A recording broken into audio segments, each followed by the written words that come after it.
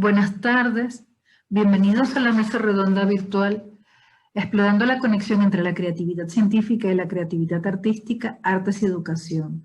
Este evento se realiza en el marco del curso Arte y Tecnología, herramientas pedagógicas para la enseñanza efectiva en escenarios presenciales y no presenciales.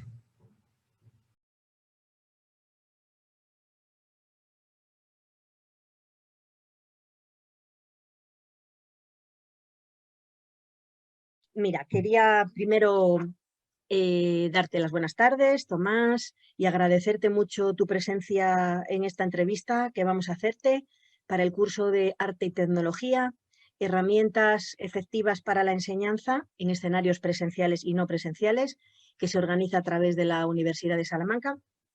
Y darte especialmente las gracias porque tú eres para mí un referente en estos temas de metodologías activas de enseñanza, eres un referente en España sin duda, entre otras cosas por lo mucho que has publicado, ¿no? Y desde ahí, pues eso, el agradecimiento de todo el equipo a tu presencia y a que nos permitas escucharte unos momentos. Entonces, bueno, yo decir de ti, si que eres profesor emérito de la Universidad de Valencia. No soy profesor emérito, soy profesor jubilado, simplemente. Vale, pues profesor jubilado de la Universidad de Valencia, pero muy activo todavía, director con otras personas del máster de teatro aplicado y también del máster de teatro en educación, creo, y eso, y autor de muchos artículos en revistas y en libros también, como la editorial Cedro, la editorial Ñaque, vale. Entonces, centrándonos un poco en el tema del curso, te pregunto primero por si tú crees posible que exista un elemento común o que se pueda integrar el arte con la tecnología entendida como ciencia en general. Si crees que hay algún tipo de sinergia. Bueno, vamos a ver, lo que ocurre con la palabra tecnología es que si tú le preguntas a alguien, la tecnología automáticamente lo asocia pues, a los teléfonos móviles, a las computadoras, etc. Y si preguntas por arte, pues van a pensar en Rodin, en Matisse, en Picasso, etc. Y parece que hay como si no hubiese confluencia entre estos dos, digamos, polos. Porque claro, nosotros que hemos sido educados fundamentalmente en el paradigma tecnológico, pues estamos acostumbrados, digamos, a las bipolaridades. Pero actualmente sabemos que las cosas son líquidas. Ya Bauman nos lo decía bien claro. Entonces, ¿qué es lo que ocurre? Que actualmente, como en todo, existe, digamos, como una integración, digamos, una integración muy fuerte entre estas dos, digamos, dimensiones. Hay que aclarar también que cuando hablamos de ciencia, de tecnologías, hablamos de ciencia aplicada. Y entonces, la ciencia trabaja fundamentalmente con el método para conseguir sus resultados, mientras que el arte lo que hace, trabaja fundamentalmente a partir de los sentimientos. Pero ¿qué es lo que pasa actualmente?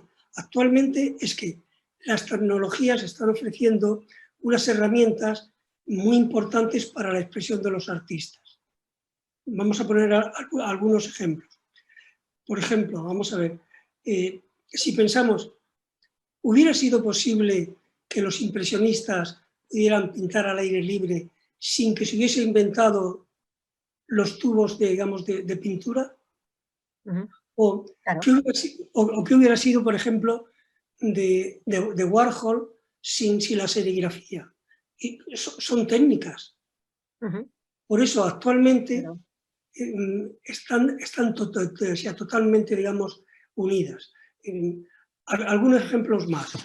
Mira, yo no sé si tuvisteis ocasión de ver en Salamanca una exposición que se llamaba Culture Space, o sea, espacios culturales, que consistía en las obras de Van Gogh, pero proyectadas con 140 proyectores y con 50 altavoces.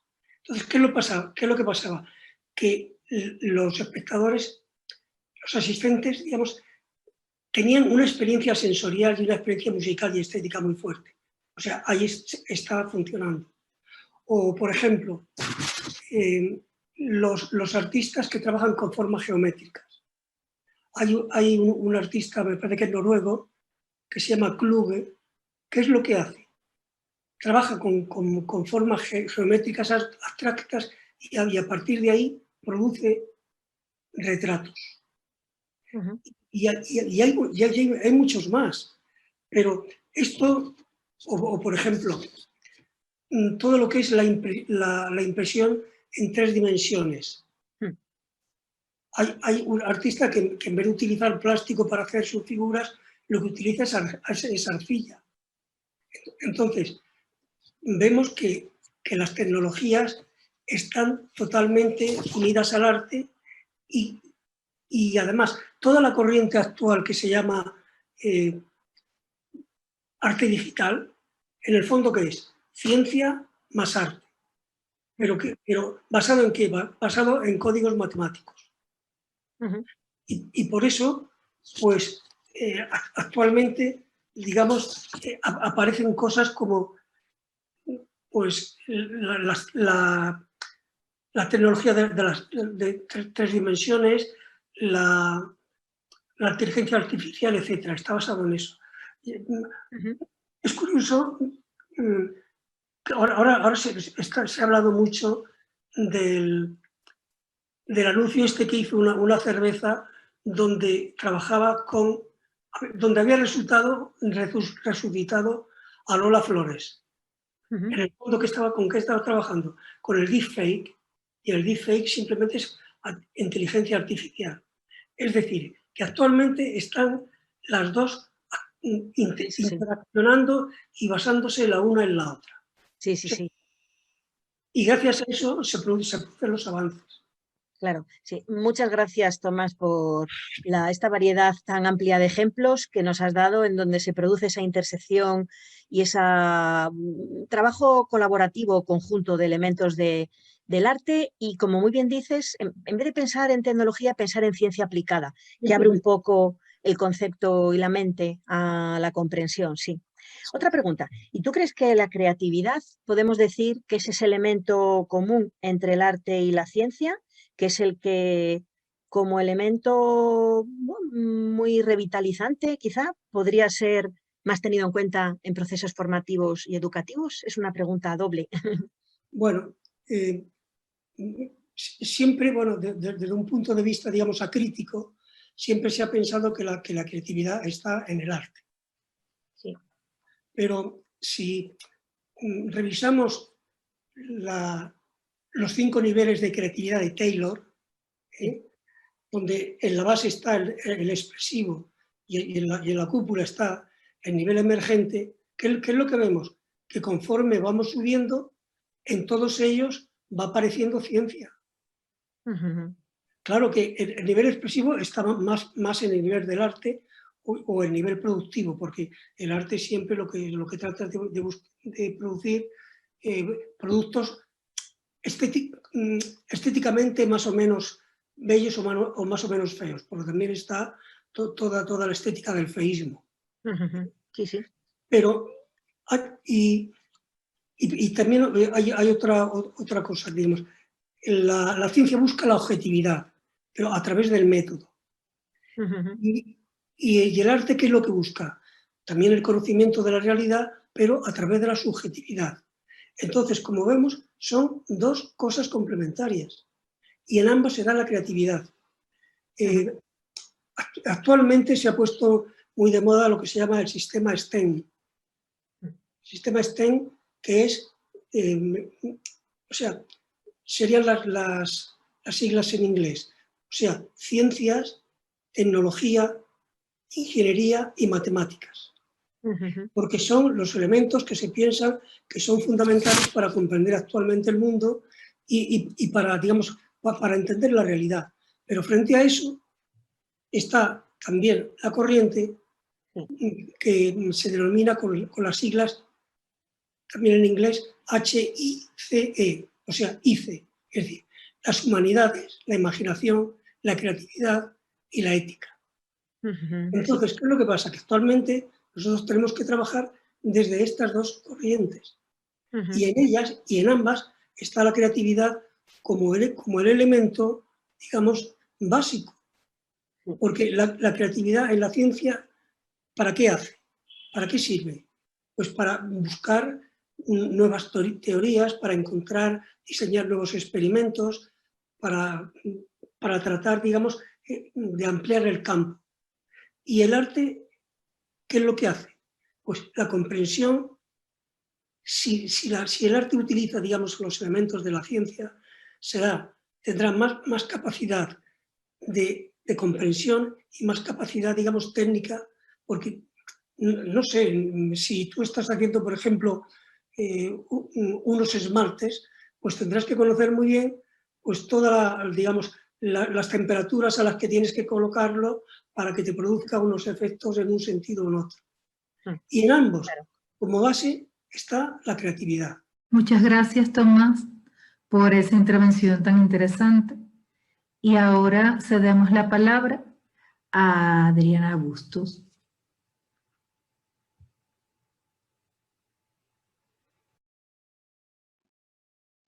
Buenas tardes, soy Adriana Bustos, profesional de la danza en los ámbitos de la formación, la investigación y la interpretación y doctora en educación.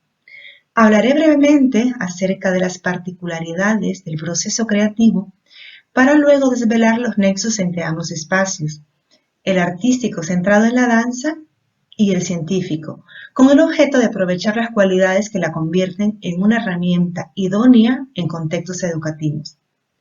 La narrativa la centraré en mi experiencia docente en danza en diferentes escenarios educativos y la experiencia académica en términos de docencia e investigación. Bien, para empezar voy a extraer algunas palabras claves de las diferentes acepciones del término que se han dado a lo largo de la historia y que nos pueden acercar al abanico de posibilidades que se abre indistintamente del contexto en que se apliquen. Frases como entender la creatividad como una facultad divina o atributo de la naturaleza, dar algo de sí mismo, entenderla como una actividad mental de resolución de problemas, asociarla a estos dos términos, creatio ex nihilo, creatio ex materia, la creación a partir de la nada y la creación a partir de la materia, la invención de nuevas ideas, entenderla como una inspiración, la imaginación, el talento, es decir, como una capacidad humana. Una capacidad humana que en la danza, entendida esta como una actividad, una expresión del ser integral y holístico, se ve conectado de forma lógica a estos tres elementos.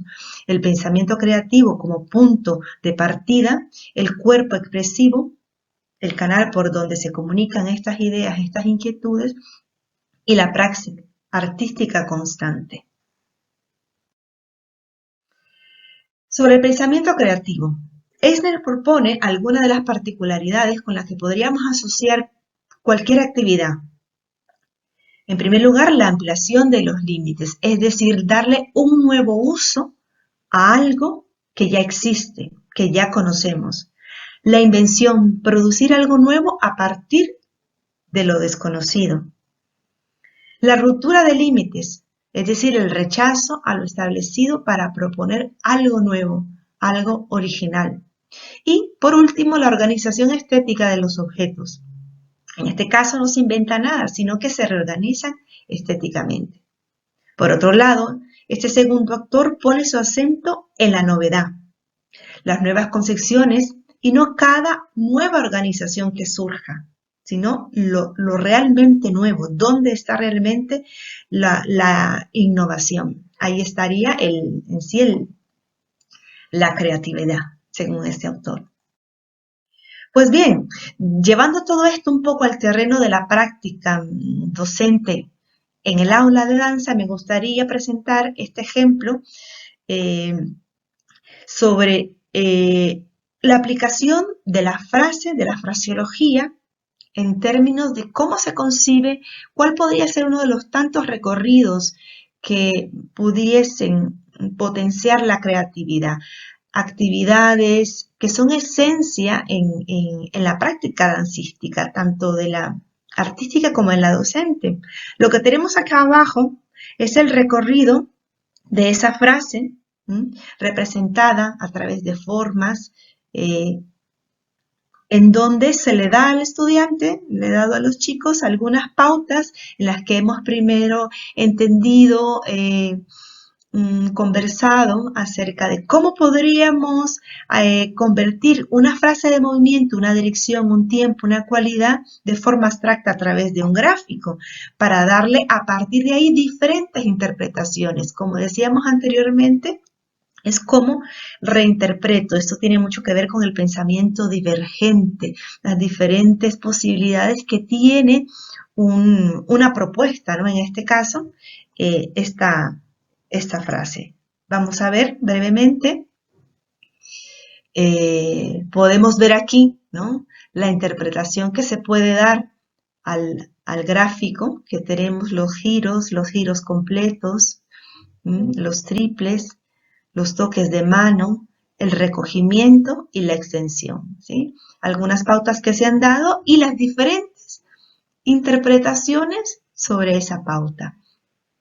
Empezar a crear a partir de. Y es una creación que asimismo se acomoda a los intereses de cada estudiante, intereses intelectuales, emocionales y a su propia biomecánica también.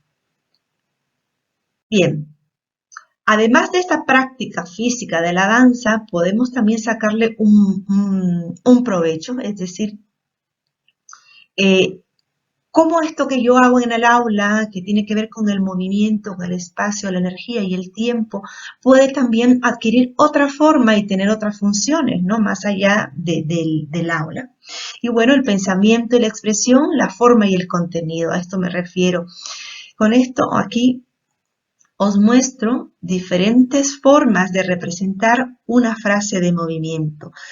Esta primera figura, el primer dibujo, es de una niña de 3 o 4 años. Es su manera de entender las frases de movimiento, las cuentas, el flujo, la energía.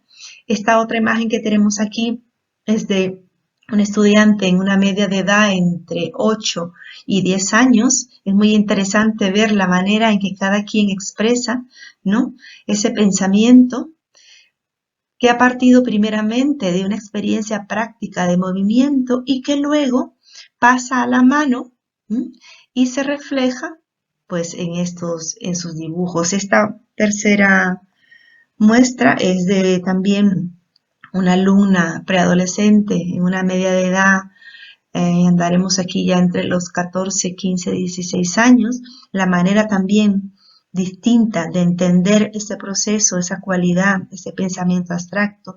Ahora es muy interesante ver que tanto esta imagen como estos dos dibujos, representan la misma frase de movimiento. Esta última es ya de una profesional de la danza, alumna del programa de maestría profesional de danza, en el cual impartí la asignatura de pedagogía de la danza y técnica de la danza, y es precisamente ese mismo concepto de intentar extraer la frase, el trabajo que hacemos en danza en otro formato. Y vemos aquí, pues evidentemente ya ese recorrido, ¿no? Cuántas lecturas podríamos sacar de lo que ha hecho Maribel en este caso. Continuamos un poco hablando sobre el proceso creativo en la danza. Y es aquí donde me gustaría detenerme un poco más en ese nexo, en esas relaciones que existen en la manera de producir un conocimiento, ya sea científico, ya sea artístico. A mí me parece que los nexos los podemos ver de forma muy clara en los aspectos generales, ¿no? Todo proceso tiene un enuncio, tiene un desarrollo, tiene resultado, que a mí me gustaría mejor llamarlo una reverberación, porque en el hecho artístico es algo que sí concluye en una obra, si bien es cierto, pero no se detiene ahí. Eso lleva y deriva hacia otros caminos, por eso el término de la reverberación.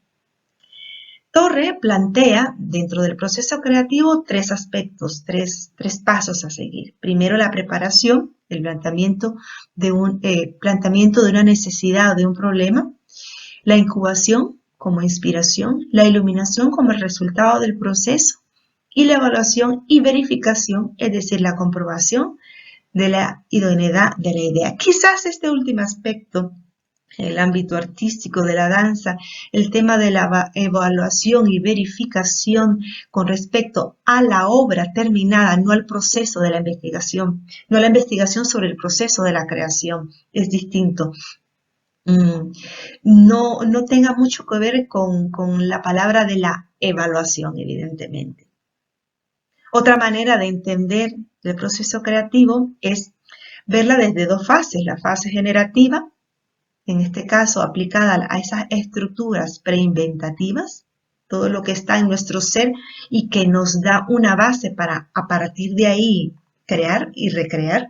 La fase exploratoria, es decir, la búsqueda, la interpretación y la inferencia. Esta última es un poco lo que he podido yo encontrar a lo largo de la práctica, tanto de la docencia como de la creación artística, donde poner aquellos puntos que de manera muy general podríamos hablar sobre ese proceso, ¿no? Ese proceso creativo en la danza. Empiezo con el impulso creador, esa inquietud, esa idea recurrente que está en nuestro cerebro y que nos impulsa a empezar a movernos y a pensar en ella. Luego vendría la etapa de la preparación o abono, es decir, la inspiración, cuando empezamos a nutrirnos de diferentes elementos, historias, aspectos, imágenes que van sumando a esa idea inicial. Luego vendría lo que para mí sería una siembra y una cosecha. Y esto es una parte muy, muy, muy importante y que es la que nos lleva esencialmente a la experimentación, al permitirnos ser, al explorar, a la improvisación, un tema muy importante en el ámbito de la danza, al poder cambiar, dar un giro, un golpe de timón, ¿verdad?, que pueda llevar quizás nuestra idea inicial a una u otra dirección. Permitirnos ese error, ¿no? Hablar de lo emergente y de lo contingente. Y luego la parte de la concreción y el resultado, que es cuando ya llegamos a una parte un poco más madura de nuestra idea, después de haber pasado muchas horas en las tablas, moviéndonos, pensando, analizando sobre ella también. Y es un proceso que suele ser bastante orgánico. ¿Orgánico por qué? Porque ha pasado ya esta primera etapa, ¿no?, de la siembra, de la cosecha, de esta experimentación. Y que poco a poco se va definiendo esa planificación, se va concretando esos caminos tan diversos antes recorridos, para luego llegar a lo que sería la comunicación. Y en este aspecto muy interesante, en el ámbito artístico y especialmente también en la danza, en las diferentes formas que podemos encontrar para comunicar. Aquí también hay un hecho creativo, es decir, como una obra coreográfica puede al mismo tiempo tener diferentes derivas, ¿no?, de comunicación, de difusión. Hablamos un poco de economía, ¿no?, la economía de todo aquello que hacemos en la vida. Con esto me refiero un poco, y volvemos a esta idea de pensamiento y expresión, forma y contenido, economía del recurso, economía de la obra, cómo la vemos vinculada a la vida diaria, cómo la vemos vinculada, la podemos vincular a través del aula y a través de diferentes disciplinas, la música, la danza, la plástica, las formas, la matemática, la idea de conjunto, la intermitencia, ¿no? Cómo la podemos también en diferentes espacios, ¿no? Aquellos espacios que no son necesariamente los convencionales, sino que rompen ciertos espacios que hacen que esa comunicación sea un poco más natural, más orgánica y más fluida, y a partir de ahí aportar a la creatividad, desde quien lo está haciendo como del que lo está observando, ¿no? Al atrevernos también a llevar el aula de danza, diferentes elementos en donde podemos también inculcar o reforzar aquellos objetivos escolares, ¿no? Como la matemática, como mencionaba anteriormente, esa idea de conjunto, de organización, de formas, etcétera. Parte de algunas de las cosas que hago en la práctica docente en diferentes niveles de formación. Me interesaba mucho leer brevemente este texto, precisamente por el autor, evidentemente, Gesualdo Sosa, pedagogo uruguayo, con mucho aporte en la pedagogía latinoamericana y que a mí en concreto me llama muchísimo la atención su obra, La expresión creadora del niño. Precisamente en esta obra, porque aquí reúne gráficamente y narrativamente toda esa expresión creadora, vista de una forma muy integral. Leo rápidamente el texto. El pájaro se hizo danzarín para buscar y dejar en la vida de todos un nuevo placer, y envolver con la danza la música, y hacer con la danza la paz, porque el pájaro que ha visto la maldad y también ha visto la paz, supo un día, ofreciendo la danza, sacar de las almas el mal. Y desde entonces todos danzaban, y danzando fue que el mal se acabó. El pájaro se hizo danzarín para hacer olvidar el mar.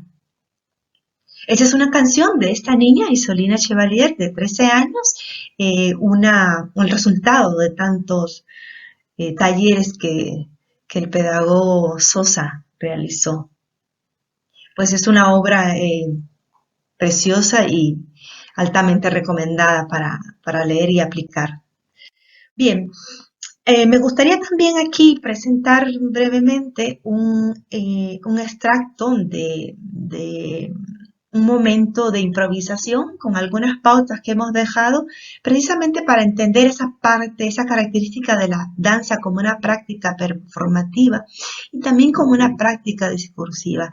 Performativa, ¿por qué? En el sentido precisamente de la ejecución, ¿no? Del movimiento, de la energía, del espacio, del tiempo, de las formas que generamos, y discursiva por ese conjunto de saberes, tanto técnicos como estilísticos y del conocimiento.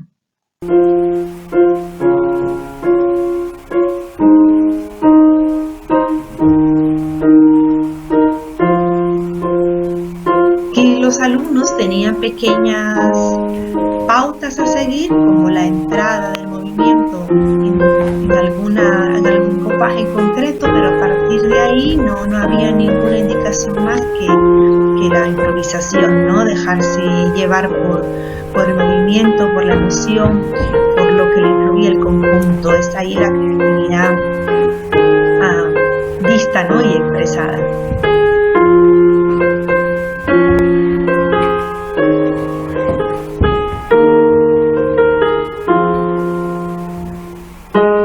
Otro aspecto también importante de ver en este pequeño extracto es la conexión que existe, ¿no? Entre los cuerpos cuando se mueven sin necesidad de haberlo pautado anteriormente, y esa sensibilidad que tiene a través de la energía que se va desarrollando poco a poco en el aula de danza.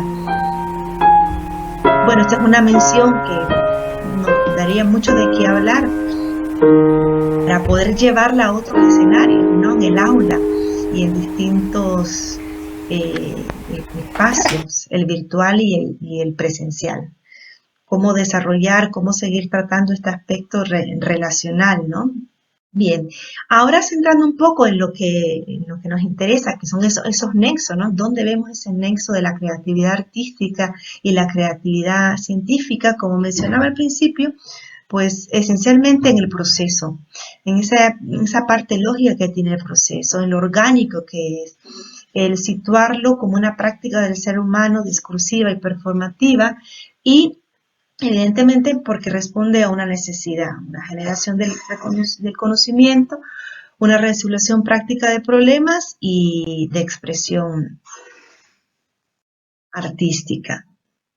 Para terminar, me gustaría compartir un video precisamente porque habla sobre esos nexos entre el arte y la ciencia, pero también lo que aporta el uno y al otro.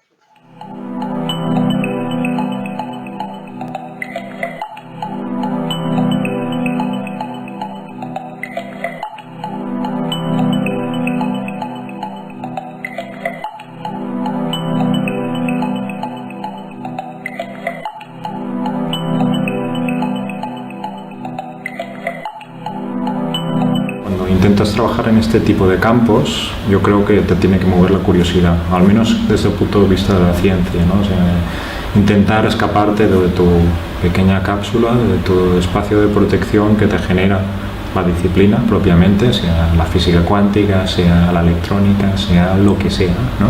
Porque en cualquier caso te genera un espacio de protección que hasta cierto punto también te inhabilita para la sorpresa, ¿no? Para realmente el descubrimiento en el sentido más puro de la palabra, ¿no? Yo creo que sobre todo para la ciencia lo que genera el arte es sentido crítico, espíritu crítico, y realmente preguntarte cosas, y por qué haces lo que haces, y por qué buscas lo que buscas, y cómo lo haces, y si realmente así tiene sentido o no tiene sentido, ¿no? Realmente dentro de un campo especializado de la ciencia estos caminos ya están abiertos, ¿no? Y tú te adoctrinas hasta cierto punto para andar de esta manera, ¿no? Y el artista es especialista para romper estos caminos, ¿no? Para decir, pues yo voy por ahí, ¿no? Y el camino me manda para allá, pero yo prefiero hacer un rodeo y llegar por detrás, ¿no? Este es, en este sentido, yo creo que lo que es muy interesante, ¿no? ¿Qué es lo que puede aportar a las prácticas artísticas cuando los metes o las metes cerca de un científico, ¿no? Le obligan a replantearse todo, ¿no? Y como la ciencia es más bien constructiva, pues esto ayuda mucho para realmente generar un conocimiento altamente innovador, ¿no? Rompedor, ¿no? Si miramos al revés, pues no sé, esto quizá lo tendría que decir la gente del mundo del arte, ¿no? Pero al menos a mí me gustaría pensar que cuando estoy o he trabajado con artistas o con gente que está pensando en proyectos artísticos, ya no me atrevería tanto a comentar el trabajo del comisariado porque ya es otro lío, ¿no? Pero en el caso de los científicos, de los artistas, yo creo que les genera un espacio, un universo que se les abre de repente. O sea, hasta cierto punto acompañarse a un científico cuando te preguntas sobre preguntas tan fundamentales como qué es la materia, qué es la luz, ¿no? Qué es el universo, ¿no? Qué es el cosmos, ¿no? O sea, los científicos nos damos contra la pared continuamente para dar con una respuesta con esto, ¿no? Para esto, ¿no? Y entonces cuando colaboran con algún científico o cuando se meten en el mundo de la ciencia, yo creo que el artista o el que practica, ¿no? Dentro del mundo del arte, se le puede abrir un mundo que no conoce. Yo plantearía esta dicotomía, ¿no? O sea, a algunos quizás les puede generar o les puede aportar conocimiento, o sea, el científico al artista, y lo que me gusta sobre todo, y a mí es lo que me interesa más, es que el artista, digamos, puede generar la duda, ¿no? Puede sembrar la duda, puede sembrar la crítica, puede sembrar el desconcierto, ¿no? Dentro de una práctica de conocimiento muy sólida, ¿no? Y entonces trabajar con artistas, esto es un placer en este sentido, porque te genera esta apertura total, este derrumbamiento de estructuras constante, ¿no? Y gracias a esto, ¿no? Como diría Poincaré, por ejemplo, ¿no? O sea, tú tienes que destruir para poder construir, ¿no? Y el oficio del científico más rompedor, lo que hace es desestructurar el conocimiento, bombardearlo, para intentar buscar cómo puzzle se puede estructurar de otro modo. Y ahí sale el eureka, ¿no? Y con el artista es posible el eureka cada día. Bien, esto ha sido mi aportación y únicamente me gustaría subrayar ese diálogo tan plural y tan interesante que podemos encontrar entre ambos espacios, el artístico y el científico, ¿no? Llevarlo a la vida, a lo práctico, a ambos espacios, ¿no? Interrelacionados, buscar ese diálogo, esos espacios donde se nutren de forma bidireccional. Pues muchas gracias. En el proceso hablas del error y a mí me parece también muy interesante el concepto del error, porque parece que vivimos en una sociedad muy enfocada al resultado siempre, y el resultado lleva al éxito, y entonces incluir el error me parece hasta un poco revolucionario. Tenerlo en cuenta, vaya. Quería que me contaras un poquitito más de eso. Sí, muchas gracias, Ana, por tu pregunta y por tu apreciación de la presentación. Sí, de hecho, bueno, la palabra error quizás generalmente puede seguir teniendo una connotación negativa, ¿no? Para muchos. Yo no me la pienso de esa manera. Yo creo que es un camino para poder encontrar otros caminos que quizás no nos hubiésemos podido topar con ellos si no caemos en ese espacio, ¿no? Que creo que tiene esa cualidad de ambigüedad, y por tener esa ambigüedad es que te permite entrar a otros caminos. Quizás sobre todo porque son espacios donde no pensábamos entrar desde un principio. Por eso también hablaba un poco esa manera de entenderlo como golpe de timón, no tuerca. Al principio no se plantea la idea, vas por un camino, la vas desarrollando, la vas nutriendo, te vas alimentando de cosas que un día vistes, luego cambiaste un poco de opinión porque tuviste quizás otro influjo por aquí desde tu mente, o ese influjo vino a tu alma, a tu corazón, a tu espíritu, o ese influjo pudo venir a partir del movimiento y la energía corporal, ¿no? Entonces, el poder abrirse a esa diversidad de entradas, de motivaciones e impulsos creativos, creo que es súper, súper, súper necesario. Y con respecto a la palabra proceso, dentro del intentar ver esos puntos, quizás puntos muy generales realmente, nada creo que debería quedarse demasiado establecido y determinado, ¿no? Hay que abrir unos márgenes de amplitud lo más amplio posible. Cada persona es un mundo, su cabeza, su historia de vida es completamente amplia, ¿no? Al permitirnos ser, pero si bien es cierto, creo que hay un proceso lógico si pensamos que hay un inicio, un desarrollo y un final, ¿no? De algo, y quizás ese desarrollo en donde está esa siembra, esa cosecha, esa maduración de idea en donde viene. Otro tema también sobre el proceso que me llama mucho la atención y desde la obra artística es el hecho de que, claro, hablando de la danza, ¿no? Del repertorio coreográfico, siempre vemos el resultado final puesto en escena, la obra, pero no vemos el proceso, desconocemos, ¿verdad? Ese caminar por ahí, lo que tiene que ver con la investigación performativa y demás. Qué interesante sería poder también de alguna manera, son cosas que se me ocurren en este momento, ¿no? Cómo mostrar ese proceso, ¿no? Porque como público también a veces me he preguntado, ¿y cómo se habrá hecho esto, no? ¿Cuál habrá sido el recorrido? ¿Qué inspiración ha tenido? ¿Qué herramientas? ¿Cómo le ha llevado a pensar a ese artista para luego tener ese resultado precioso que hoy estoy viendo en movimiento, en pintura, etcétera? Pero sí, esa es una palabra que creo que para mí tiene más bien una connotación positiva, lleva a un espacio positivo. ¿Vale? Gracias, Adriana. Muchas gracias, Adriana, por tu respuesta.